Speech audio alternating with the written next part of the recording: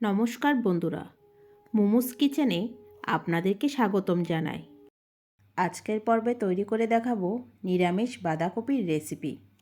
শীতকালে অনেক রকম শাকসবজি পাওয়া যায়, তার মধ্যে অন্যতম একটি সবজি হচ্ছে বাঁধাকপি।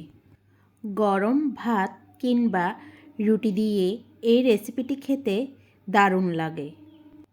আশা করছি আজকের রেসিপিটাও ভালো লাগবে।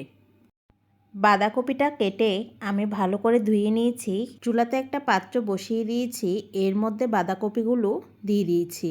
এখানে সামান্য একটু নুন দিয়ে এখন বাঁধাকপিটাকে আমি একটু ভাপিয়ে নিব। বাঁধাকপিটা ভাপিয়ে নিয়েছি, এখন আমি বাঁধাকপির থেকে জলটা ঝরিয়ে নিব। এরপর চলে যাচ্ছি মূল রান্নায়।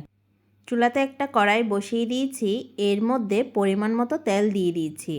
তেলটা একটু গরম হয়ে আসলে এর মধ্যে দিয়ে দিচ্ছি 2 টুকরো দারচিনি, 4টে এলাচ, 3-4টে লবঙ্গ। এরপর দিয়ে দিচ্ছি 2টো তেজপাতা আর 1 চামচ 5 ফোড়ন। এখন এটাকে হালকা একটু ভেজে নিব। এগুলোকে কিছুক্ষণ ভেজে নিয়েছি, এটা থেকে সুন্দর একটা গন্ধ বেরোচ্ছে। এখন আমি এখানে দিয়ে দিচ্ছি আগে থেকে কেটে রাখা আলু। এরপর দিয়ে দিচ্ছি গাজর। এখানে আমি আগে থেকে 2টো গাজর কেটে রেখেছিলাম। চুলার আঁচটাকে মিডিয়ামে রেখে আলু আর গাজরগুলিকে লালচে করে ভেজে নিচ্ছি।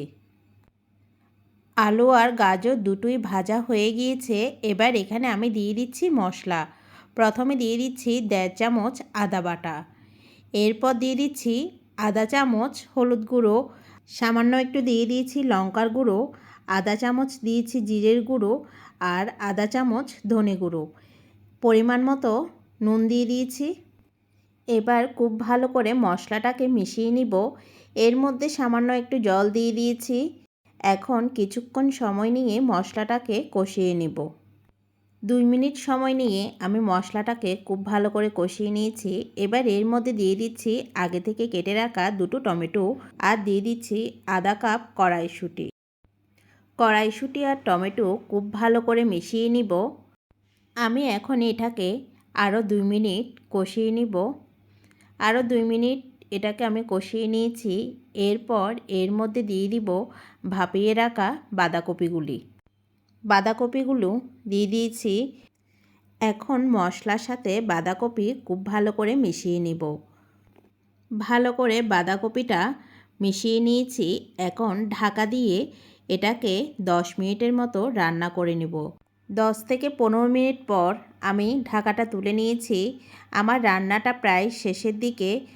বাঁধাকপি আর আলু খুব সুন্দর সিদ্ধ হয়ে গিয়েছে। এখানে আমি 3-4টে কাঁচা লঙ্কা দিয়ে দিচ্ছি। এরপর আবারও একটু ভালো করে নেড়েচেড়ে নিচ্ছি। এরপর উপর থেকে ছড়িয়ে দিচ্ছি সামান্য একটু গরম মশলা আর 1 চামচ ঘি। ঘি আর গরম মশলা দেওয়ার পর আবারও আমি খুব ভালো করে এটা মিশিয়ে নিব। এরপর ঢাকা দিয়ে আরও 5 মিনিট এটাকে রান্না করে নিব। এই পর্যায়ে চুলার আঁচটা একদম লোতে থাকবে।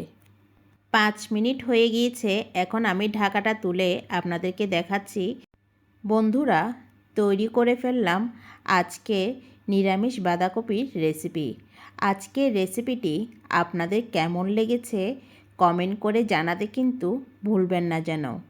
আর যদি আমার রেসিপিগুলো আপনাদের ভালো লেগে থাকে লাইক এবং শেয়ার করতে ভুলবেন না। পরবর্তী রেসিপি দেখার আমন্ত্রণ জানিয়ে আজকের মতো আমি এখানেই বিদায় নিচ্ছি। সবাই ভালো থাকবেন, সুস্থ থাকবেন।